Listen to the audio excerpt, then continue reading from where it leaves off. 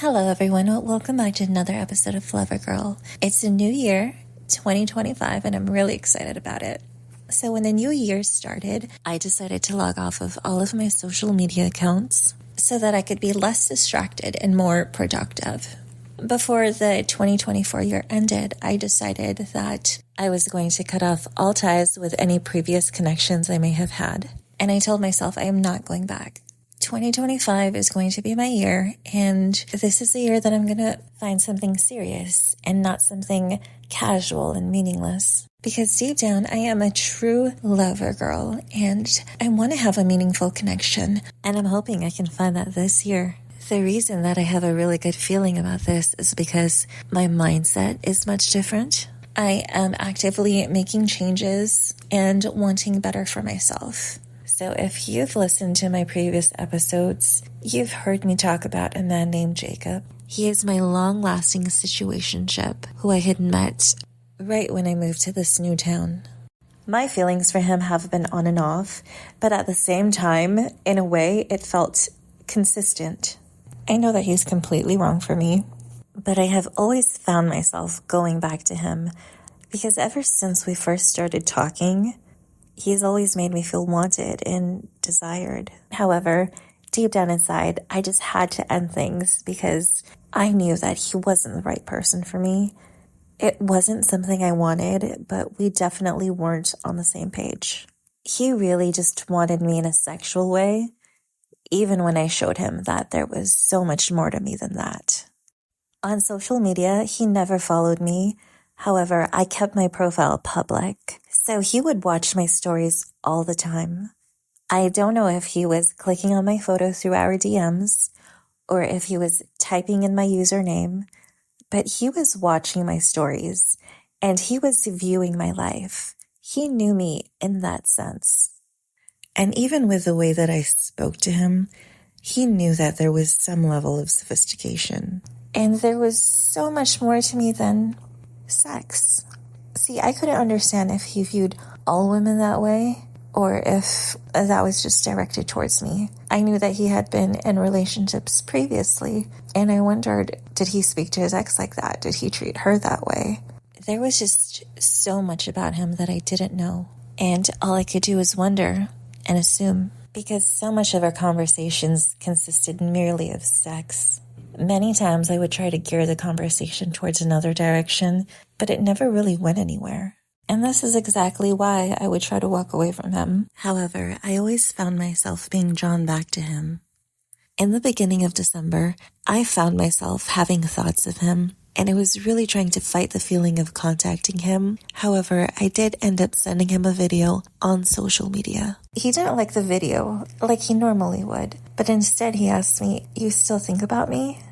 So I mentioned to him that he does cross my mind now and again, but then he found a way to turn that into another sexual conversation.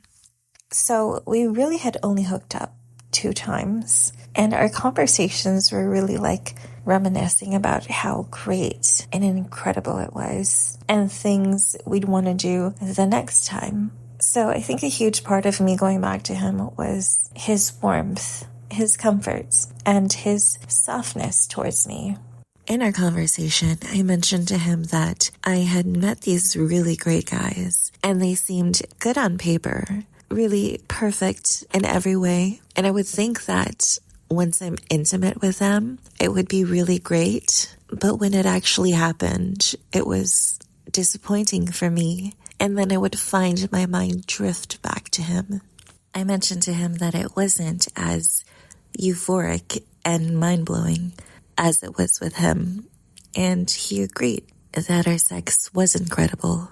But he would take these conversations in such a crude and childish way.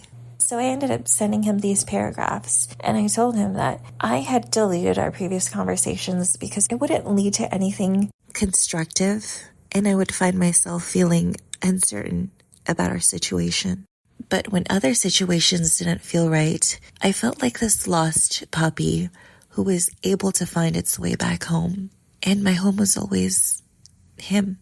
I recall the first time we met, mentioning to him that some connections feel casual and ordinary, But with him, I felt excited. And even when I did meet someone that I liked, our intimacy never felt natural, or the chemistry didn't feel organic like it did with him. And I mentioned to him that anyone who I will ever meet again will have to compete with him, and they won't even know it. So when I confessed this to him, he actually apologized that I wasn't able to find a similar connection, and then said that it was going to be difficult to find for the both of us. So when I read this, I was like, why do we need to keep looking if it's there for both of us? There is clearly something that is holding him back from really, truly wanting me. I have no idea what it is, but I know that it's something I can't force. So one day we were having a message exchange, and he was trying to have a spicy conversation with me. However, I wasn't responding to him the way I typically would, but his messages kept coming in, and that wasn't typically like him. He would usually send one message, and it would be like a ping pong effect back and forth. But since I wasn't responding, he kept sending those messages. And with his demeanor, he always seems very confident in what he's saying. But with me responding less, he ended up saying, I miss feeling you. So I responded and I told him that I missed it too. So we ended that conversation, and I really just wanted to acknowledge what he was saying, even if what he was saying was not what I preferred. I just wanted him to know that his words were important to me, no matter what he was saying.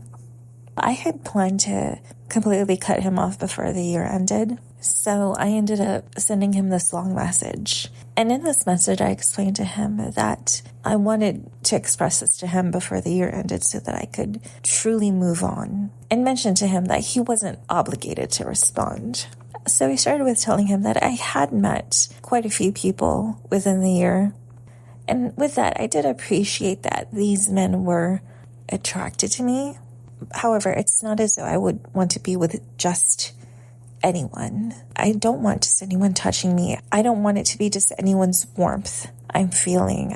I don't want it to be just anyone's scent. And I don't want it to be just anyone that I'm looking at during intimate moments. However, even though I didn't know this man well enough, or as much as I would like to, I knew how I felt, and I knew how my body reacted when I was around him.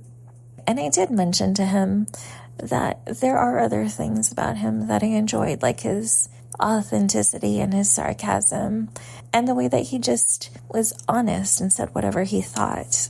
And although he spoke very salaciously over text, he was different in person. He was gentle and careful and sentimental. And that's the way I wanted to remember him, the way he was with me. So this message was pretty long-winded, and I did not expect him to respond. I thought he was just going to read this and say to himself, okay, she's being emotional again. But to my surprise, he ended up responding to that. He mentioned to me that he was glad that I wasn't just going to settle for anyone, and hoped that I find what I'm looking for, but at the same time is still down to hook up. At the end, he mentioned that he wasn't going to forget me or our connection. So I liked his message, and I really just had to leave it at that.